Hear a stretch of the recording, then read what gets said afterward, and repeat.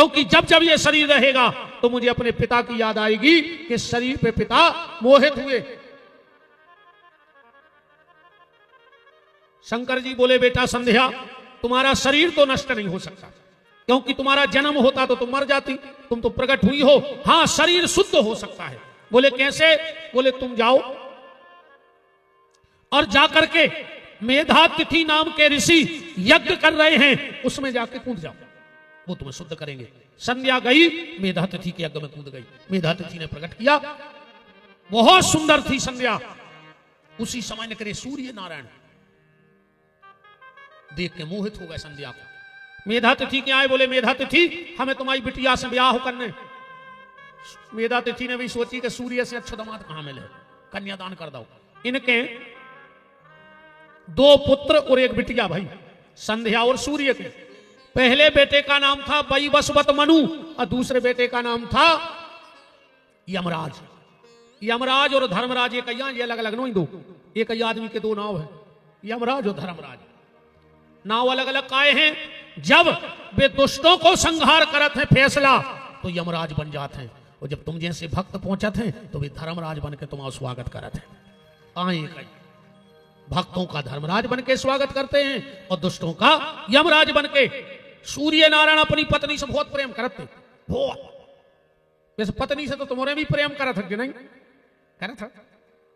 सब करत हो, बहुत चाहत हो जो तुम पत्नी को। नहीं चाहता ही हो जब तो तुमने बाऊ छोड़ दाई, दद्दा छोड़ दाए, भज्जा छोड़ दाए, रिश्तेदार छोड़ दाए, अकेले इनके पीछे। बताओ, अच्छा तुम सबको छोड़े नहीं बैठे? छोड़े हैं कि नहीं छोड़े? हम तो कहते तुम्हारी औलाद तुम्हारी मुंह पे लात धर के कुछ रहे तुमको। ये बजरंग बली इनको ऐसी औलाद दियो कि जिन्हें मर पाए न रो पाए न जी पाए। जब तुम्हारे बाबू दद्दा तड़फ रहा, तुम कैसे मार दिया उन्होंने? नहीं। हाँ, सूर्य नारायण बहुत प्रेम करते अपनी पत्नी से। रे तो ध्यान रख लो, हम हाथ जोड़ के निवेदन है आज के लड़कों को, पहले रे ने तो पैसा तो हम ईमानदारी बताएं, ने जो चमक धमक खाती जो आए पूरे 30-35 साल को, हमें खबर है हम 45 के हो गए, हमें खबर है। तो हम 35 साल की चमक 10 साल से तो हमें खबर है। जब पूरी चमक धमक हमें किया, जब रामानाथ थी, जब 10-20 गांव में टीवी नहीं थी, अब जब मोबाइल चले, हमने देखो है रेडियो को समय, तो फिर वर्षियानों ने तो बहुत कछु देखो। मानो पहले रे बाप जब बाजारे जात तो दिन भर बाजार करत तो पैसा रहते तो शाम को 5 रुपया बचे रे बाप के पूरा सौदा ले लो, दिन भर को भूखो फिर रहो। अब उन्हें 5 रुपया की जलेबी लाई बाप ने, उन्हें खुद नहीं खाई, मानो पेपर में लपटवा करे झोला में धर थैला में कि घरे मोड़ी मोड़ा बैठे उनको खुमा है, दिन भर को भूखो फिर रहो रे बाप। पूछो तो सियानों से करें क्या सियाने हुए ऐसो करो है, दिन भर भूखे फिरे, 5 रुपया की जलेबी लेके रात में घरे आए, मोड़ी मोड़ों को खुआ दाई और खुद मई में बासी मीड़ के खा के सो गए। अब तो अपने लगा पैसा है, वाहन है, रोज अपन बाजारे जा रहे, अपन ने मिठाई को डिब्बा लाओ और दुकान पे आगे के साइड को खोलो बटन और पीछे डिब्बा धर लाओ, और घरे आए सुरात में किवाड़ लगा के लुगाई के संगे खा रहा हो नकटा। मिले सुर मेरा तुम्हारा तो सुर बने हमारा। बूढ़े बाबू दद्दा से बेईमानी ने करी गोरे न मर जाओ और यहां से न मर हो,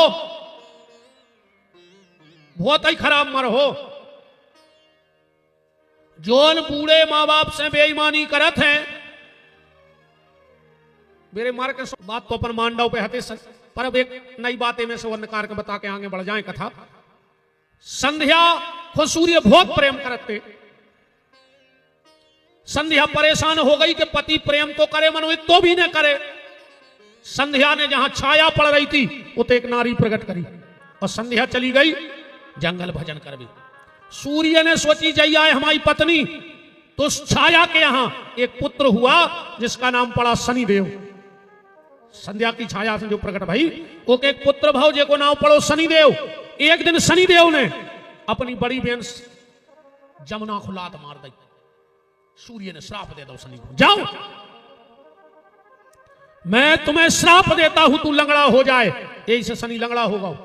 और जितने ज्योतिषाचार्य बैठे हो, सूर्य और शनि की ज्योतिष में कबू बनत नहीं है। कुंडली के हिसाब से। एक दिन आए नारद जी, सूर्य नारायण बोले के नारद कछु दिन से मोरी घरवारी को स्वभाव बदल गओ। सूर्य नारायण बोले घरवारी को स्वभाव नहीं बदलो, पूरी घरवारी बदल गई, या तो नकली। बोले असली कहां है? बोले बात भजन कर रही जंगल में।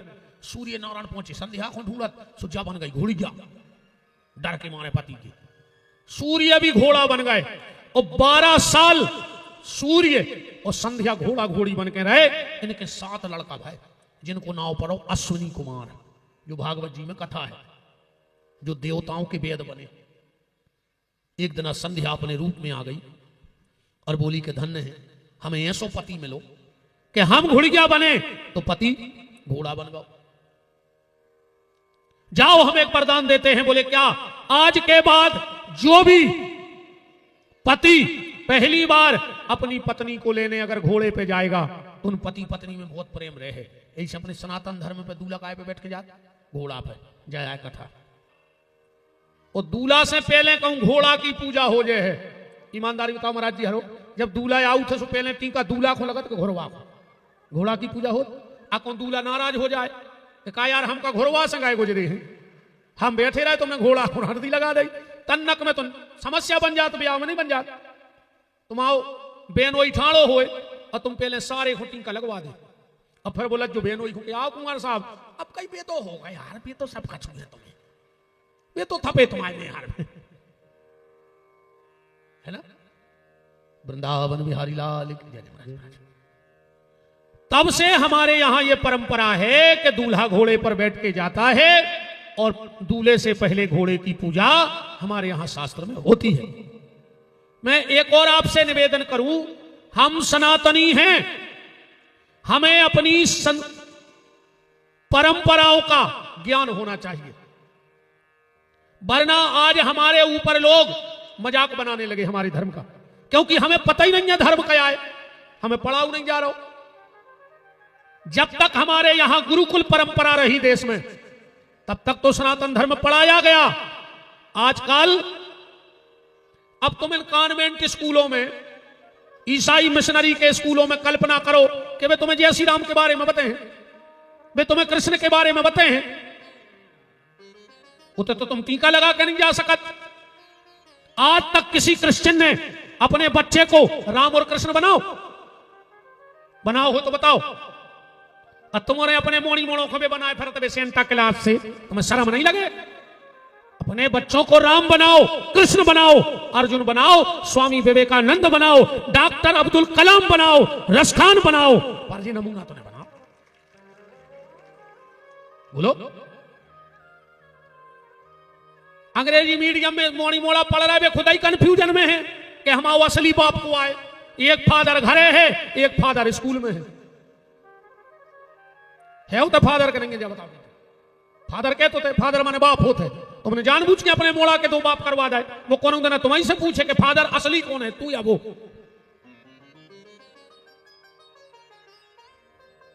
इन परंपराओं का अगर हमें ज्ञान नहीं होगा तो हमारे भोले भाले लोगों को ये बहला के फुसला के यही तो धर्म परिवर्तन करवा रहे।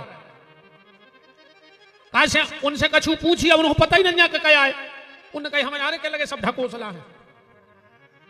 जो ये धर्म परिवर्तन कराने वाले लोग, इनके तर्क ऐसे होते हैं, ज्यादातर ये वहां जाते हैं जहां आदिवासी लोग रहते हैं।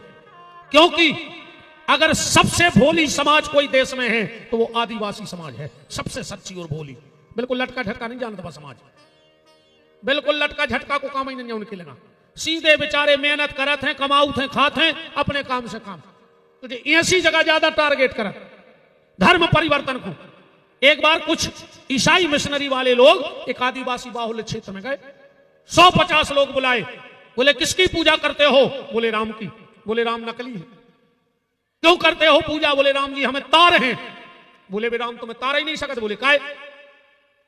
वे एक लोहे की ले गए राम जी की मूर्ति, एक बाल्टी में भरवाओ पानी, और जैसा ही कहीं देख ले जी हाँ तुम्हारे राम। बोले हाँ, और जैसा ही बाल्टी में डाले राम जी डूब गए। लोहे की कह लगे देख ले जब तुम्हारे खुदा ही राम डूब गए, वे तुम्हें का तार हैं? बोले फिर मुझे कौन तारेगा? बोले हमारे भगवान। बोले उनके हाथे लकड़ जाके सुनने बाल्टी में डाले रे सुबह तैर गए। कह लगे देख ले ये है मेरे भगवान जो स्वयं तैर रहे दूसरों तार उते कनु ये हम जे सुखाल बैठो हुजे हम जे सुखाल हतो क्या करना है? बोले परीक्षा। बोले हमारे सनातन धर्म में जल परीक्षा नहीं है, हम लोग अग्नि परीक्षा देते हैं। अब अग्नि परीक्षा हो जाए, पहले हमारे राम खुंडारो आगी में, फिर तुम्हारे भगवान खुंडारो। अच्छी लगी भट गया। अब राम जी तो हते लोहे के खोस रहे मां से निकाल लेता ना लाल भाई और कछु नहीं कही उन्हें लाल मन हो गए कार्य हमें आगे में डालो। अब बोले तुम्हारे भगवान ले आओ अग्नि परीक्षा करवाओ। आज जो लकड़ जाके खोसे सुधूरा डरो। मैं ये बात सिर्फ इसलिए कह रहा हूं कि हमारी परंपराओं के बारे में हमें ज्ञान हो। अगर कोई विधर्मी उसमें तर्क करे तो तुम उसका शास्त्र सम्मत उत्तर दे सकते। एक परिवर्तन संध्या ने कराया, अपन चल रहे थे मांडव ऋषि के तहत। मांडव ऋषि ने कहा धर्मराज ला तेरा बही खाता, आज मैं इसमें बदलाव करता हूं। सत्योपनिषद में यह बात आई है। मांडव ऋषि ने पहला बदलाव किया क्या? 5 साल तक के बच्चे के द्वारा किए हुए कुछ भी पाप का प्रायश्चित उसे नहीं भोगना पड़ेगा। पहले जन्म से भोगना पड़ा था। 5 साल से 11 साल तक का बच्चा जो भी अपराध करेगा उसका प्रायश्चित उसके मां बाप को भोगना पड़ेगा। और 11 साल के बाद जो भी अपराध व्यक्ति करेगा वो उसका भोगता स्वयं होगा। बदलाव कर दो पुराणों में। धर्मराज तो समझ गए कि ये श्राप दे हैं। क्या लगे महाराज हमें 3 श्राप हमने दियो। कौन कौन? पहला, राजा बनने का श्राप मत देना। राजा बनना अच्छी बात नहीं है, क्योंकि जिस राजा के राज्य में प्रजा अगर पाप करती है तो उसका प्रायश्चित 10वां उस राजा को भोगना पड़ता है। दूसरा, दासी पुत्र होवे को श्राप न दियो, क्योंकि सबते सेवक धर्म कठोरा। आज मंगलवार है और सेवक की बात आई है तो हनुमान जी जैसे सेवक और हनुमान जी जैसे दास आज तक न भूतो न भविष्य कोई हुआ ही नहीं ऐसा। एक बार एक राजा ने अपने नौकर से कही कि यार एक तुम और एक हनुमान, तुम हमारे सेवक भी राम जी के सेवक, तुमसे एक काम अच्छे से नहीं हुए और राम जी हनुमान जी को एक काम बताते वे 4 करके आते और तुम एक ठीक से नहीं कर पा रहे। कछु सीखो उनसे। वो कहने लगो सीख गए। बोले का? बोले समय आवे पे बते। एक दिन राजा ने अपने कोई मंत्री से कही नौकर से कि यार हमें बिही खाने हैं, बिही तो ले आओ। वो गाँव बाजारे बिही ले गए। को खबर आ गई कि राजा ने कही थी कि हनुमान जी से एक काम की कहते हुए 4 करते, आज हम भी 4 ही काम करके आए। 1 किलो बिही ले आओ। राजा ने बिही खाई। आधा घंटा बाद वो जेब में से पुड़िया निकाल के दवाई के लगे दवाई लगी दवाई का। अरे बोले तुमने बिही खाई, तुम ठंड हो गई तो हम संगे दवाई ले आए। पूरे के दवाई खाई नहीं पाई रे, जो डॉक्टर आ गए। बोले तुम्हें कौन बुलाओ? नौकर बोलो हमने बुलाओ। तो अगर तुम दवाई से ठीक नहीं होते तो हमने सोची डॉक्टर को और लवाए चले। डॉक्टर पूरे के बैठा ही नहीं पाओ, जो माए से हड़ गया। 2 लकड़ियां, रस्सी, मखाने। राजा बोलो ये क्या है? अरे बोले सेवक धर्म कठोरा। सबसे कठोर अगर कोई धर्म है तो सेवक का। स्वामी की खुशी में उसे खुश होना है, स्वामी के दुख में उसे रोना है। और तीसरा, मुझे चंडाल होने का श्राप मत देना। चंडाल मतलब जो शमशान घाट में रहता है, क्योंकि चंडाल की खुशी दूसरों के दुख पे निर्भर करता है। जब अपने घरे का छुगामी हो जब तो अपन मर घाट आ जाए या कोनो रिश्तेदार मरे चिनार नकाय खोजे। अभी बताओ आज तक को ऐसो गाँव घूम बताओ। अच्छा तुम्हारे तो रिश्तेदार आए तुम्हारे मर घाटा लगा गया आज तक के चलो हम कितना अच्छो बनूंगी। नहीं जाओ चाहे होते जिंदा तो ठीक, मर घटा तो रे मरो मराओ नहीं जाए बिना बांधे। ओखों भी बांध के ले जाने पर होते जगह ही ऐसी है कि बिना बांधे को नहीं जाओ चाहे होते। मांडव ने हाथ में लिया जल और कहा जाओ धर्मराज हम तुम्हें श्राप देते हैं, तुम एक साथ मृत्यु लोक में तीनों बन के जाओगे। धर्मराज 3 ताल लेके आए एक संगे, राजा, दासी पुत्र और चंडाल। कौन कौन? राजा बन के आए दुष्टर, धर्मराज के अवतार थे।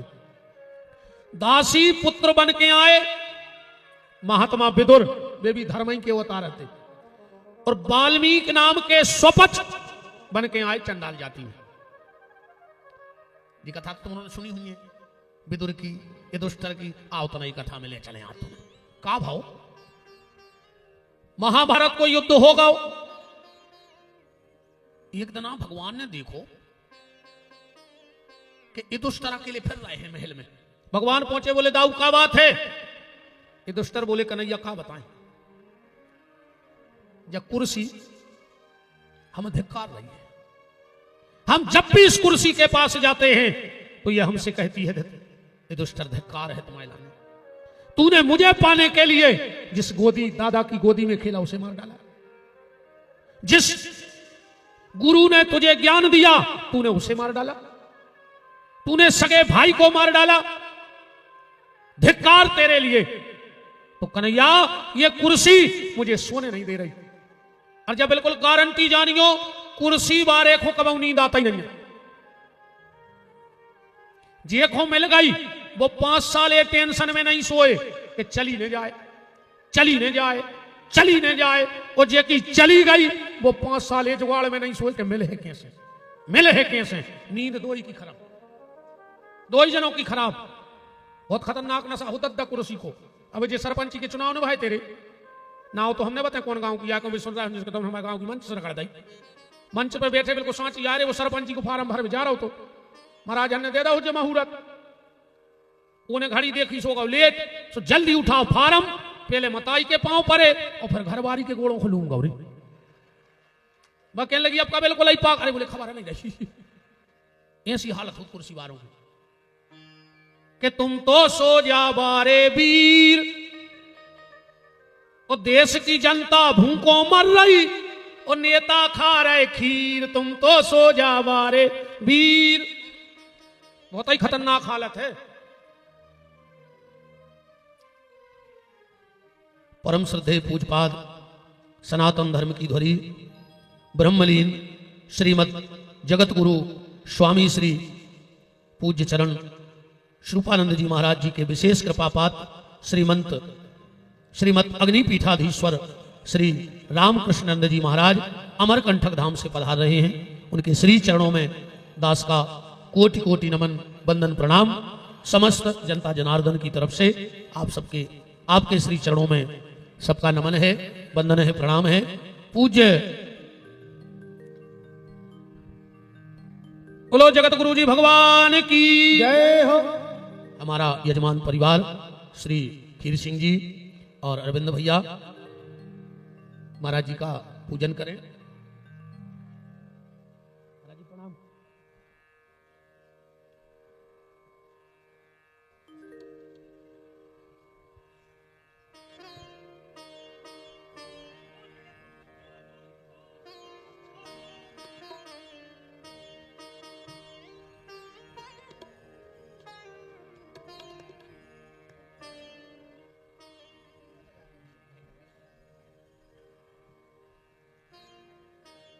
हरे कृपा महाराज जी।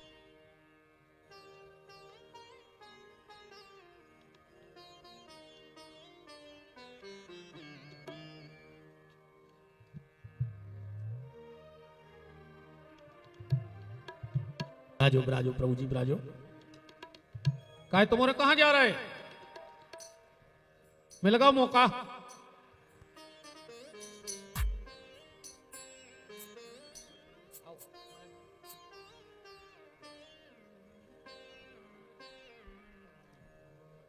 ब्राजो देवता परम श्रद्धेय पूज्य चरण श्रीमंत अग्निपीठाधीश्वर श्रद्धेय पूज्य श्री रामकृष्णानंद जी महाराज के चरणों में प्रणाम करते हुए और कथा को आगे ले जाए ऐसी स्वीकृति दास को प्रदान की जाए। समस्त और जो भी अतिथिगण हमारे राजमार्ग से गुरु कृपा वाले भैया ठाकुर साहब, हमारे अनुज परिहार जी जो हमारे सागर में वर्तमान में विष्णु परिषद में बड़ा अच्छा कार्य कर रहे हैं, हमारे कटंगी जबलपुर से श्री भगवत सिंह जी मजले भैया वो भी उपस्थित है, उनका मान है। सभी लोग यथास्थान विराज जाएं। बीच में को न जाइयो, भगवान करे बीच में को न जाए। नहीं, जब आदमी बीच में चलो जात है तो फिर गांव में चर्चा होते कि अब समय ने हतो और भी चले गए। तनक और रोकते। हम तो इन संतों से यही प्रार्थना करें कि ये सब समय से जावे, पर अब जी की आ गई हो जे सो का हम कर लें का जी और कर लें ओखों को नहीं रोक सकते। तो भैया हमारा तो जो है कि समय से जज्जो, अब समय भी नहीं भाव आए सो। वृंदावन बिहारी लाल की बात चल रही थी कि दुष्टर ने जब कुर्सी को देखा तो बड़े विचलित हुए। भगवान ने कहा है दुष्टर एक काम करो, तुम एक यज्ञ करो, एक यज्ञ कर लो। कि दुष्टर ने कहा भगवान यज्ञ की सफलता, बोले हमारा ये शंख ले जाओ और यज्ञ में रख देना, जब ये शंख बज जाए तो समझ लेना कि यज्ञ सफल हो गया। ये दुष्टर ने बड़े बड़े वैदिक शास्त्र के मर्मज्ञ आचार्यों को बुलाया, मुहूर्त दिखवाया, एक एक चीज पे गौर करके यज्ञशाला का निर्माण हुआ, भंडारा हुआ, ब्राह्मणों को मुंह मांगा दान दिया गया, नगर यज्ञ हुआ, ब्राह्मण घर चले गए, यज्ञ की अग्नि शीतल होने लगी पर शंख नहीं बजा। ये दुष्टर गए, बोले भगवान मैंने कोई कमी नहीं रखी, न ब्राह्मणों की सेवा में, न दक्षिणा में, न यज्ञ की सामग्री में। मैं एक और आप सबसे हाथ जोड़ के निवेदन करता हूं, आजकल यज्ञ तो जगह जगह हो रहे हैं, पर यज्ञ की पूर्णता क्या है? कुछ महाराज जी बैठे हैं, यज्ञ की पूर्णता क्या है? यज्ञ की पूर्णता यह नहीं है कि बहुत बड़ा पंडाल लगा दिया जाए तो यज्ञ बड़ा हो गया। पंडालों से कथा बड़ी नहीं होए, बहुत भीड़ हो गई यज्ञ पूर्ण हो गया नहीं। बड़े बड़े कथावाचक आ गए, कथा करवे, कथा यज्ञ पूर्ण हो गया नहीं।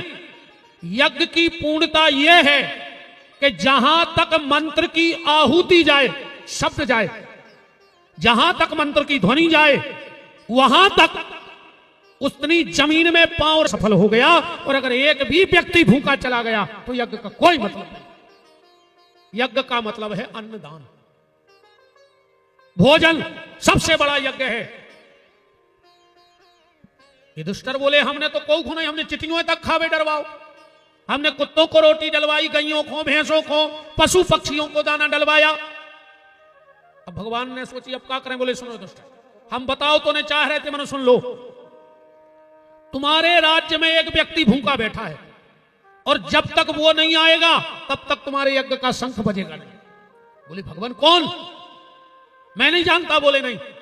और सुनो दुष्टर, उसका इतना भजन है कि तुम पांचों भाइयों का भजन तराजू पे रख दो तो नेचो रह जाओ को पलवा। दुष्टर बोले इतना बड़ा भक्त मेरे राज्य में पता नहीं। बोले उसने उससे वचन हरवाया था कि कन्हैया कभी मेरा नाम उजागर नहीं करोगे, क्योंकि तीन चीजें जितनी गुप्त रहे उतनी अच्छी। पहले भोजन गुप्त रहो चज्जे, सुबह आ गओ गार्डनों में बिल्कुल उजागर होगा। भोजन करते वक्त नजर भी किसकी पड़ रही है उस भोजन पे, उसका भी महत्व है। आजकल तो जूता पैर के खा रहे, जूठो मूठो खा रहे, नहीं खा रहे। आज में गार्डनों में तो बागत भाई थी जो तो बफर में आधा घंटा बाद सलाद की टेबल देखियो, ऐसी लगत जैसे पे कुत्ता लड़ पड़े हुए। इतनी खराब लगत बस सलाद की टेबल देखियो गोर से जैसे कुत्ता लड़े हुए ऊपर। कहा तरक्की करी अपन ने कहा। अच्छे अच्छे भज्जा हरे बड़े बड़े आदमी 40 लाख की गाड़ी में गए, 50 लाख को सोनो पेरे, और जो गार्डन में गए वो 5 रुपया की प्लास्टिक की उठाई प्लेट, अब फिर लो बेकारी से रोटी मांगत। शर्म ने लगी यार तना तुमको। एक हो गए थे तुम 1.5 लाख करोड़ की गाड़ी में, 5 रुपया की प्लेट में रोटी मांगे हो तो गार्डन में जा तरक्की करी अपन ने। अकाउंट 4 बड़े बड़े भज्जा हरे और पहुंच गए, और तंदूरी बारे ने एक फेंकी रोटी, उनने 4 ही ने कोरा करके एक कोरा ले लो। कोरा खावे गए थे तो गार्डन में तुम, तनक तो शर्म करो यार। भोजन का नियम है, जिस घर में 2 भाई एक थाली में बैठ के भोजन करते हो उसके घर में कभी धन की कमी नहीं आ सकती। जो बेटी अपना जूठा अपने पापा को खिलाए उसके बाप की अकाल मौत नहीं हो सके। इन मोड़ियों में इतनी ताकत है कि अगर जी अपनो जूठो पापा खुआत रहे में तो बड़ी से बली अलग तर्ज। और पति और पत्नी हो कबू एक थाली में भोजन न करो चज्जे। सो आजकल तो दद्दा हिंदुस्तान पाकिस्तान जैसे हालात हैं, फिर भी कह रहे हम साथ साथ हैं। दो आदमों की हालत देखो तुम। भोजन का नियम है भोजन पर्दा में होने दो, भजन पर्दा में होने दो। सो भजन फेसबुक पे आ गओ। अब आदमी को ने भगवान से मतलब ने गुरु जी से ने महाराज जी से सेल्फी लेने, भगवान पीछे ठाड़े, भगवान को पीट करके सेल्फी ले रहा हूं। भगवान कह रहे तुम्हें पीटा बता रहे, हम के भर पटाखे मार जाओ। कभी भी ध्यान रखना, भगवान के मंदिर में सेल्फी ले लो चज्जे, जो बंद कर दी को बिल्कुल। सेल्फी ले हो मतलब भगवान की तरफ तुम्हारी पीठ है, तुमने भगवान को पीठ कर ली और भगवान ने तुम्हें पीठ दे दी तो क्या हुई फिर बताओ। तुमने तो पीठ दे दी सेल्फी के चक्कर में। आजकल आदमी तीर्थों जे है सबसे पहले फोटो खींच के डाल है। जितना भजन उजागर हुई है उतनों को फल ने कहा भजन गुप्त, भोजन गुप्त में। और घर को सम्मान बहुत ध्यान से समझ लियो, घर का सम्मान जितना पर्दे में रहेगा। सुआज वो भी रोडों पे आ गओ। बारात में तुम हाथ बांधने गज जा रहे, पूरे घर के बम कट जा रहे और तुम इज्जतदार जाके फांसी लगा लियो, मार जा। तुम शर्म ने लगी रे, मार जा रे, फांसी लगा के मार जा। है कहीं हम बहुत अच्छे खानदान से हैं, हाथ बांधे रोड पे न पूरे घर के उच्च तक जा रहे कहीं बड़े खानदान की बारात न कर गई। तनक तो इज्जत अपनी बचा के रखो यार। जो सियाने मान मर्यादा बना गए होगी तनक तो इज्जत बचाए रहो, पूरी न बचा पाओ तो तनक ऐसो हम के थोमा ही सो लगा थे वो इज्जत को क्या है कछुआ फनोरो। भगवान ने कहा, उस भगत ने मुझसे कहा था कि मेरा नाम कभी दुनिया में ना आए, पर अब समस्या आ गई तो बताने पर है। उसका नाम है सुपच वाल्मीकि, तुम्हारी राज्य में रहता है, बहुत बड़ा भजन आनंदी है। अगर वो तुम्हारे यहां भोजन कर जाए तो शंख बज्जे। सहदेव बोले हम जा रहे हैं, पहलू आके आओ। बीच में कूद पड़े, सहदेव गए, हल्ला मच गया, सबने दौड़ के कही वाल्मीकि जी, सहदेव जी आ रहे हैं। वाल्मीकि जी तो बाहर ठाड़े हाथ जोड़े, मालक हमसे कह रही होती। सहदेव बोले कल तुम्हारा निमंत्रण है हमारे घर में। वाल्मीकि जी बोले कि निमंत्रण तो साधु को, ब्राह्मण को, कन्या को, हम कहां छोटी जात के, हम आओ काय को नहीं हो। तो सहदेव बोले कि भगवान ने सब बता दी है तुम्हारे बारे में। वाल्मीकि जी समझ गए कि भगवान को कछु लीला करने हैं। ठीक है महाराज, हम न्योते में तो चले हैं, पर हम वो के घरे भोजन करत हैं जिन्हें 100 यज्ञ कर लाए हो। आप सहदेव ने सोची ये कई को तो संघ है नहीं बाज रहा, अब तुम दाएं 100। जैसे ही बस सहदेव जी पलटन लगे, बोले रुक जाओ महाराज। पीछे पांव ने धर दी ना, सिर के टुकड़ा टुकड़ा हो जाए। सहदेव ने कहा हम पे गए। नकुल आए, वे भी खड़े, अर्जुन आए, भीम आए, दुष्टर आए। उनकी एक ही शर्त कि अगर 100 यज्ञ हुए तो चले। जब पांचों नहीं लौटे, ये 5 ही दौड़े थे अपनी बुद्धि की दम पे। द्रौपदी ने कहा कन्हैया आप मेरे साथ चलो। इनमें से कोई ने नहीं कही। द्रौपदी भगवान को लेकर के गई वाल्मीकि जी के पास, बोले महाराज प्रसादी खो। बोले रानी 100 यज्ञ। द्रौपदी बोली हम आए हो गए 1000, तुम 100 की जाए। पांडवों ने सोची रे जोन से भी आओ भाव सत्यनारायण की कथा नहीं भाई घरे जा कौन यज्ञ में बैठा रही। कह रही हमने 1000 यज्ञ कर लाए, बताओ कब किए। तो द्रौपदी के यज्ञ देख लो। द्रौपदी बोली माधव शास्त्र तो सत्य हैं। भगवान बोले सत्य हैं। तो बोले शास्त्र में लिखा है कि संत मिलन को चालिए तज माया अभिमान, और एक एक पग आगे बढ़े तो कोटन यज्ञ समान। और आपसे मिलने हम पैदल आए, और जिसकी प्रशंसा भगवान स्वयं कर रहे हो वो तो संत ही है। तो हम आपसे मिले कम से कम 1000 पांव धर के तो आई गए, तो हमारी 1000 यज्ञ हो गए। भगवान बोले वाह द्रौपदी वाह। द्रौपदी को तो ना घमंड होगा, ये 5 पांडव फेल हो गए, हम आगे न कर गए।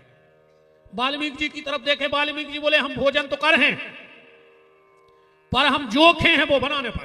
द्रौपदी ने सोची बनाने अक्षय बाट तो धरो है, डबली के तो बाबे हम ही ले लेना है। वाल्मीकि जी आए, द्रौपदी बोली बताओ क्या पाना है। वाल्मीकि जी बोले तुरंत बीज बेओ जमीन में, तुरंत पेड़ो हो जाए, वो में तुरंत फल लगे, तुरंत पक जाए और अपने आप टूट के गिर जाए, वो की चटनी से रोटी से।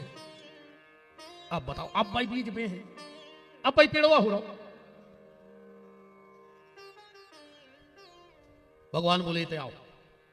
अब उनके पांडवों को भी महत्व बताने तो न द्रौपदी की नजर में तुम्हें कछु बचे नहीं थे। सहदेव तुम कहो कि अगर कभी मैंने अपनी विद्या का दुरुपयोग न किया हो, एक सहदेव विद्या होती है, कई संत मुनि महात्मा जगाए रहते हैं विद्वान, उनको सामने वाला जो आता है और उसके बारे में पूरा पता लग जाता है सहदेव विद्या के कारण। का पूछ भी आए हो, काय को आए हो, पर ने भगवान रिद्धि देवे, ने सिद्धि देवे, ने प्रसिद्धि देवे। भगवान तो अपने चरणों की कृपा भर देते रहे, इसे बड़ो कछु ने खाओ। साफ ठीक है, वो तो रिद्धि सिद्धि प्रसिद्धि ये तो ठीक है, भगवान की सेवा में लगता रहे, भगवान को नाम मिलता रहे, जो सबसे बड़ी बात है। राम सहदेव तुम बोलो, अगर तुमने कभी अपनी विद्या का गलत उपयोग न किया हो तो इसी समय जमीन में एक बीज प्रकट हो जाए। एक बीज प्रकट होगा। भगवान बोले नकुल ते आओ, तुम कहो मैंने अगर कभी सहदेव में और इन 3 पांडवों में भेद ना किया हो तो जो बीज पेड़ बन जाए। कई सौ पेड़ों बन गओ। अर्जुन तुम त्याओ बोलो, अगर मैंने रणभूमि में किसी को पीठ ना दिखाई हो तो इसमें एक फल लग जाए। फल लग गओ। भगवान बोले भीम तुम आओ, तुम बोलो, अगर मैंने किसी निर्बल को ना सताया हो जीवन में तो जो फल पक जाए। फल पक गओ। दुष्कर त्याओ तुम बोलो, तुमने कभी असत्य का साथ ना दिया हो तो जो फल टूट के गिर जाए। फल टूट के गिर गओ। भगवान ने द्रौपदी से कही, द्रौपदी अब तुम कहो कि अगर मैंने 5 पांडवों के अलावा कभी किसी छठ में पुरुष का चिंतन ना किया हो तो जो फल अपने आप हमारे हाथ पे आ जाए। द्रौपदी ने कही, वो फल ले आओ। द्रौपदी बोली, मैंने 5 पांडवों के अलावा कभी छठ में पुरुष का चिंतन ना किया हो तो वो फल हाथ पे आ जाए। हाथ ही पे नहीं आओ। द्रौपदी तो घबरा गई। भगवान बोले करो खबर कोनो की वो दिमाग में आओ हो कोनो पुरुष। बोले नहीं भैया। भगवान बोले करो खबर। द्रौपदी बोली हाँ आ गई खबर। जब मेरा स्वयंवर हुआ तो अर्जुन के पहले कर्ण पहुंच गया था स्वयंवर में। और द्रौपदी ने जब कर्ण अब सूर्यपुत्र बहुत सुंदर है, तो अर्जुन से लाख गुना सुंदर है। तो द्रौपदी लोग को लगा काश ये मेरा पुत्र पति होता, इससे मेरा स्वयंवर होता। भगवान बोले कहो कि 6 पुरुषों के अलावा 7वें को ध्यान नहीं आओ हुए तो फल आ जाए, फिर भी रे फल नहीं आओ। द्रौपदी बोली नहीं भैया अब नहीं। भगवान बोले और खबर करो द्रौपदी। द्रौपदी बोली अब तो आप हमें पूरी खबर है, 7वां पुरुष हमारे दिमाग में आओ नहीं। द्रौपदी रोने लगी, बोले भैया अब नहीं। भगवान बोले एक पुरुष और है जो 24 घंटा तेरे ध्यान में रहता है। बोले कौन? बोले मैं। द्रौपदी को ऐसा भजन नहीं है। तो भगवान भारी तारीफ करते द्रौपदी की अपनी पत्नियों के बीच में बैठ के। तो एक दिन सबको लगो कि यार जी 24 घंटा द्रौपदी द्रौपदी द्रौपदी भली भी नहीं आया, मानो इतनी तारीफ सोई नहीं। भगवान एक दिन बोले चलो चल गए अपन आज हमारी बहन के तो रोटी खेवी। अष्टपटरानियां लुआ के बैठ जाओ माता जी, तो बैठ जाओ, हल्ला नहीं करो मनो, बैठ जाओ। भगवान पत्नियों को लेके पहुंचे। द्रौपदी बैठी थी। भगवान बोले बहन जल्दी भोजन तैयार करो जी, भाभी और हम तुम्हारी भाभी और हम भोजन करेंगे। द्रौपदी बोली भैया कंगी कर लें फिर बना रहे। भगवान बोले जाओ रुक्मणी अपनी भाभी की कंगी कर दो। और जब रुक्मणी कंगा लेके बाल में चलाओ तो एक बाल टूटो, उनमें से आवाज आई कृष्ण। रुक्मणी में घेरा देखो कि कमरा में कोई नहीं है, या कृष्ण। द्रौपदी बोली नहीं है। फिर दूसरी कंगी मारी सो एक बाल टूटो, उनमें से आवाज आई कृष्ण। रुक्मणी दौड़ के भगवान के चरणों में गिरी, बोली प्रभु मान गए कि तुम 24 घंटा द्रौपदी द्रौपदी काय करत हो। वो कि तो रोम रोम में सिर्फ कृष्ण ही कृष्ण बसे हैं, दुनिया में हुकुम मतलब ही नहीं है।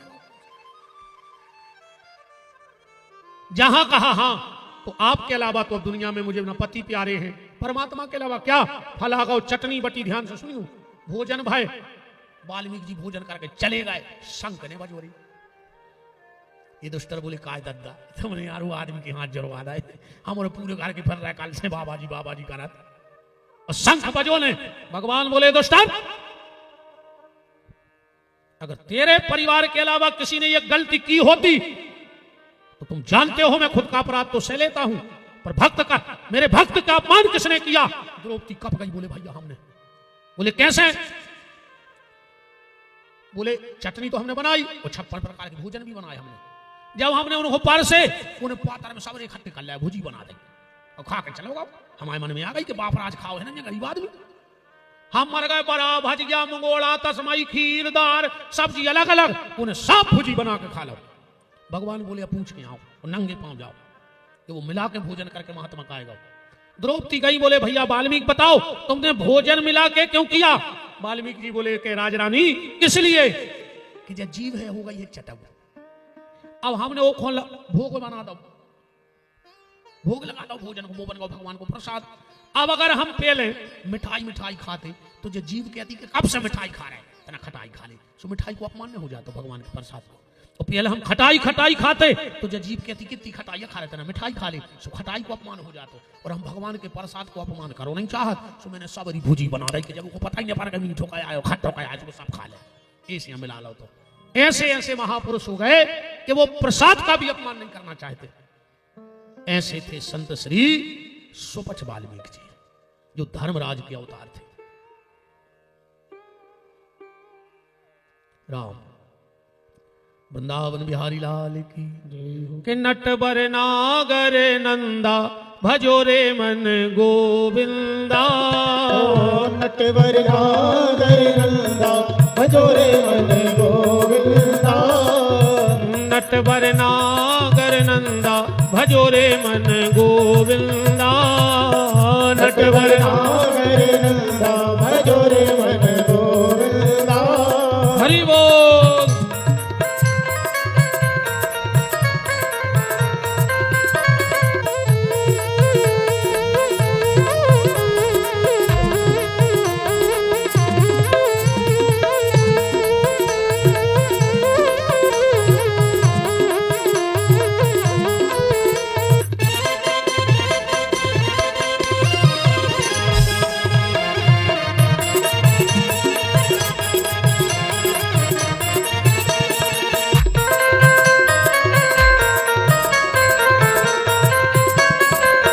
नटवर नागर नंदा भजो रे मन गोविंदा, नटवर नागर नंदा भजो रे मन गोविंदा। बोलो भक्तवत्सल भगवान की जय हो। सृष्टि की उत्पत्ति बताई गई। मैं सिर्फ एक बात आज की कथा में, बाकी तो फिर मैं शब्दों के हिसाब से आगे निकाल लूंगा। हम सनातन धर्मी हैं और इन चीजों का हमें ज्ञान होना चाहिए। इसी से पूरी सृष्टि की कथा विद्वान बैठे हैं समझ जाएगी और एक नई अच्छी बात आपको पता लग जाएगी। हमारे सनातन धर्म में पंचदेव पूजन की पद्धति की क्रिया है। हर सनातन धर्मी के घर में इन 5 देवताओं की पूजा होनी चाहिए।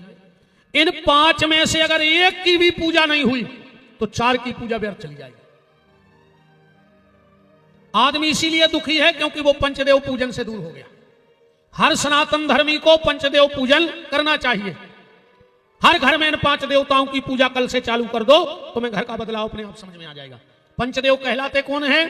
पंचदेव वो कहलाते हैं जिनका पिंडी में भी पूजन हो जाए और जिनका स्वरूप में भी पूजन हो जाए। ध्यान से सुनना बात, जिनका पिंडी में भी पूजन हो और जिनका स्वरूप में भी पूजन हो, क्योंकि ये सारा संसार पिंडी से बना है। काय से बना है? पिंडी से। बात को ऐसा समझ लियो, जिस पर गुरु की कृपा नहीं होगी उस पर कभी भगवान शंकर की कृपा नहीं हो सकती। शंकर जी कछु कर ले तुम पर कृपा कर नहीं सकते बिना गुरु कृपा के। जिस पे गुरु कृपा होगी उस पे शिव जी की कृपा होगी, और जिस पे शिव कृपा हो जाती है उस पे राम जी की कृपा हो जाती है। बिना शंकर जी की आज तक कोई राम नहीं मिले। रामायण तुमने पढ़ा था, राम जी खुद कह रहे कि जेहि पर कृपा न कर त्रिपुरारी सो नर पावन भगति हमारी। शिवद्रोही मम दास कहावा सो नर मोए सपने नहीं भावा। और बिन छल विश्वनाथ पग नेहू राम भगत कर लक्षण एहू। तो जिस पे गुरु कृपा उस पे शिव कृपा, जिस पे शिव कृपा उस पे राम जी की कृपा।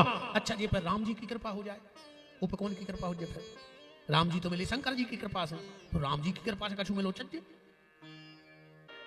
गुरु जी के खूब हाथ पांव दबाओ, गुरु जी की कृपा हो जाए। कौन कौन गुरु जी हर भारी आदत रहे थे हाथ पांव दबो आवे की। हाँ 10-20 चेला खड़े हैं। कौन कौन जजमान भी खपट मिल जात मनो। एक गुरु जी उतरे मंच से, जजमान से बोले तन्नरे गोले मसक दिए के लोग काय का गार मचात रहा है, काय में हार गए 3 फुट के कमरा पे बैठे, के लगी तो तना हाथ मसक दे, के लोग काय का दबाले उठात रहा है, चीला के लोगों को तो करो दबा दे रहा है, वही फिर आ रहा हो जी नर आ रहा थे। बहुत महंगा कपड़ा लाके दे दो, गुरुजी की कृपा हो जाएगी, नहीं होगी। गुरुजी के आगे पीछे फिरो, कृपा हो जाएगी, नहीं होगी। बहुत ध्यान से सुनना, हमारे गुरु के शरीर में शिव पिंडी होती है, बहुत ध्यान से सुनिए बात हमारी। हमारे गुरु के शरीर में एक शिव पिंडी होती है, देखो ज्यादा ढूंढने न पाए। अब आप भाई कहते हैं फलाने वेद मिले को तो मैं नहीं मिलने, जिंदगी को देख ली तो हूं का रहा हूं। तो पहले भगवान शिव, दूसरे नारायण, जिनके पिंडी के रूप में सालक राम जी। एक भक्त भाई महाराज जी चंद्रहास, बहुत उच्च कोटि के भक्त, एक बार गंडकी नदी के खेत ऐसे फिर रहे थे, बिल्कुल सज्जन, बिल्कुल सीधे। सुमिल गए नारद जी, बोले तुमको आओ, बोले नारद, बोले तुम का बता, तो बोले भजन करवे की गली। चंद्रहास जी बोले तो हमें बता दे एक आध नियम, मन मंत्र बच्चा जो हम तो भूल जाए, ने हम माला कर पे हमारे बस की नहीं, तुम सरल उपाय बताओ।